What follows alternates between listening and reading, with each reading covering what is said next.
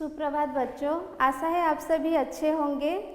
आज मैं आपको आपकी पाठ्य पुस्तक स्पर्श का काव्य खंड का अध्याय जिसका नाम है पर्वत प्रदेश में पावस, जिसे सुमित्रा नंदन पंत जी ने लिखा है, उसको पढ़ाऊंगी। तो पाठ में प्रवेश करने से पहले कवि परिचय। सुमित्रा नंदन पंत। सुमित्रा नंदन पंत जी का जन्म 22 मई 1900 को उत्तराखंड में हुआ था। उन्हें बचपन से ही कविता पाठ करने का, कविता लिखने का बहुत चाव था। 7 वर्ष की उम्र में उन्होंने अपने विद्यालय में पहला पुरस्कार प्राप्त किया था। 1915 में उन्होंने छायावाद के प्रमुख कवियों में अपना नाम संकलित किया था।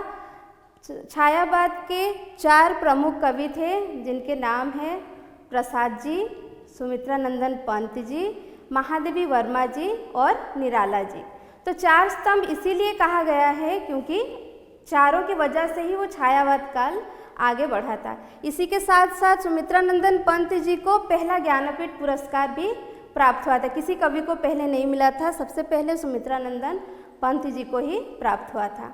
आगे उन्होंने कई सारी प्रभाव डालने वाली कविताएं मध्य लिखी।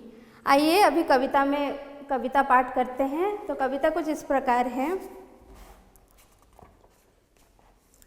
पर्वत प्रदेश में पावस। पावस ऋतु थी पर्वत प्रदेश, पल पल परिवर्तित प्रकृति वेश। तो यहाँ पे पर्वत प्रदेश यानी कि पर्वतीय इलाकों के विषय में कवि वर्णन किए हैं। पावस, पावस का अर्थ है वर्षा ऋतु, वर्षा ऋतु। तो उन्होंने पर्वत प्रदेश यानी कि पर्वतीय इलाके में वर्षा ऋतु का चित्रण स्पष्ट किया, यह चित्रण को दर्शाया है। तो पहली पंक्ति है उसकी, पर्वत ऋतु थी, पावस ऋतु थी पर्वत प्रदेश, पल पल परिवर्तित प्रकृति वेश। तो पावस ऋतु थी यानी कि वर्षा ऋतु थी पर्वत प्रदेश में, पल पल परिवर्तित प्रकृति वेश यानी कि वहाँ की जो प्रकृति थी वो पल पल बदलती रहती थी। वो कैसे, कभी बारिश हो जाती थी, कभी बादल घिर जाते थे, तो कभी अचानक से धूप आ जाती थी। इसीलिए उन्होंने यहाँ पे लिखा है कि परिवर्तित प्रकृति। आगे देखते हैं। मेखलाकर पर्वत अपार, अपने सहस दृग सुमन फाड़, अवलोक रहा है बार बार, नीचे जल में नीज महाकर। तो यहाँ पे कह रहे हैं मेखलाकर पर्वत, जो स्त्रियां होती है ना, जो कमर में करधनी पहनती हैं, तो करधनी क्यों पहनी जाती है? क्योंकि हमें सुंदर दिखना होता है। तो उसी प्रकार यहाँ पे उसकी सुंदरता, उस पहाड़ की, पर्वत की सुंदरता को वर्णन किया गया है। तो लिखिए यहाँ पे कठिन शब्दार्थ में,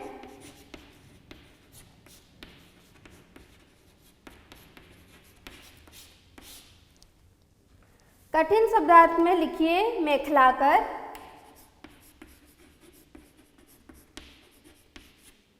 मेखलाकर का अर्थ है करघनी, करघनी जिसे महिलाएं अपने कमर में बांधती हैं। तो कमर में बांधने का ये तात्पर्य है, कवि का यह तात्पर्य है कि उसको बांधने के कारण क्या होता है कि स्त्रियां खूबसूरत या अच्छी दिखती हैं। उसी तरह पर्वत की सुंदरता को व्यक्त करने के लिए उन्होंने मेखलाकर जैसे शब्द का प्रयोग किया है। तो वो क्या कह रहे हैं कि उसके ऊपर यानी कि पर्वत के ऊपर जो बहुत सारे सैकड़ों फूल खिले हुए हैं, वे उनके नेत्र के समान हैं। और नीचे फैला हुआ जो ताल, जो झरने के पानी जब गिरता है ऊपर से, तो वो नीचे जम जाता है। तो जमने के कारण क्या होता है, उसमें हमारा दृश्य साफ साफ झलकता है। उसी प्रकार जो पहाड़ था यानी कि जो बड़ा सा मतलब गिरी था, वो अपनी दृश्य को, अपनी सुंदरता को पानी में देख रहा है, ठीक है, देखकर अपनी रूप का निखार कर रहा है। आगे, गिरी का गौरव गाकर झरझर, मद में नस नस उत्तेजित कर, मोती की लड़ियों से सुंदर झरते हैं झाग भरे निर्जर। गिरिवर के उर से उठ उठ कर, उच्च कांक्षाओं से तरवर, हे झांक रहे नीरव नव पर, अनिमेष अटल कुछ चिंता पर। तो यहाँ पे कह रहे हैं, कवि कह रहे हैं कि गिरी का गौरव गाकर झरझर। गिरी का गौरव, गिरी यानी कि पर्वत, गिरी यानी पर्वत। पर्वत का गौरव गान कौन कर रहा है? पर्वत का गौरव गान आपके झरना कर रही है, वहाँ से झरझर झरकर। मद में नस नस उत्तेजित कर, कवि के मद में यानी कि कवि के मन में, उनके नस नस में मस्ती का उत्तेजित कर, मस्ती उत्पन्न कर। मोती की लड़ियों से सुंदर झरते झाग भरे निर्जर, तो वो जो झरना का पानी ऊपर से गिर रहा है वो कैसा प्रतीत हो रहा है, मानो मोती की लड़ियाँ ऊपर से गिर रही हो या फिर मोती की लड़ियाँ लगी हुई हैं, जिसके कारण क्या हो रहा है कि पहाड़ सुंदर दिख रहा है, पर्वत सुंदर दिख रहा है, उसकी सुंदरता का यहाँ पे बखान किया गया है। गिरिवर के उर से उठ उठकर उच्च कांक्षाओं से तरुवर, तो गिरिवर यानी कि फिर से पहाड़, गिरिवर के उर से, उर यानी कि हृदय, उर यानी हृदय, पहाड़ के हृदय से जन्मे हुए कौन जन्मे हैं, बहुत सारे पेड़, तो पहाड़ के हृदय से जन्मे हुए पेड़ वो ऊपर उठते हुए नजर आ रहे हैं और ऊपर उठकर वे ऐसे प्रतीत हो रहे हैं मानो आसमान को छू लेंगे। उच्चाकांक्षा यानी कि आकांक्षा, आगे कुछ करने की या ऊपर उठने की चाह लिए वो पर्वत की ओर झांक रहे हैं। उसके साथ कुछ चिंतित भी प्रतीत हो रहे। चिंतित क्यों प्रतीत हो रहे? क्योंकि उन्हें आगे कुछ करने की चाह है और वो समझ नहीं पा रहे हैं कि आगे कुछ करे तो वो किस प्रकार शुरुआत करे। ठीक है, आगे। उड़ गया अचानक लो भूधर, फड़का अपार पारद के पर। उड़ गया अचानक लो पर्वत। पर्वत यहाँ पे उड़ने का अर्थ यह है कि जब बादल घिरते हैं पर्वत प्रदेश में तो क्या होता है, वो बादल हमें धरती तक नजर आते हैं, तो उसके कारण क्या होता है, बादल के कारण हमें पीछे का जो पर्वत है वो दिखाई नहीं देता। तो दिखाई ना देने के कारण यहाँ पे कवि ने कहा है कि पर्वत का न दिखना या फिर पर्वत उड़ गया। फड़का अपार पारद के पर, तो वो पंख के समान, जो बादल है वे पर के समान या फिर पंख के समान प्रतीत हो रहे हैं, जिसके कारण पर्वत जो है वो छिप गया है। आगे। रव शेष रह गया है निर्झर, है टूट पड़ा भू पर अंबर। तो वो ऐसे प्रतीत हो रहा है, ऊपर से जो बादल घिरे हुए हैं वो ऐसा प्रतीत हो रहा है मानो अंबर नीचे जमीन में गिर गया हो, मानो आसमान ऊपर से नीचे धरती तक आ गया हो।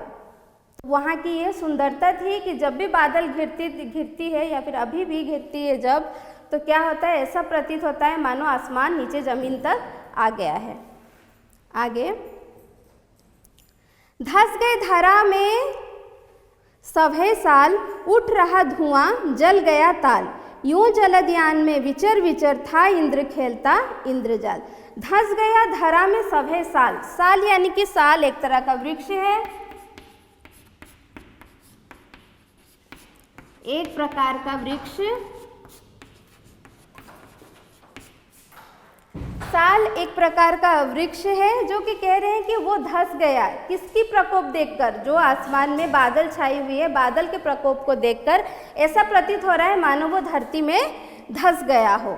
उठ रहा धुआं जल गया ताल। जब बादल घिरी होती है वहाँ पे जो तालाब होती है, ताल यानी कि तालाब,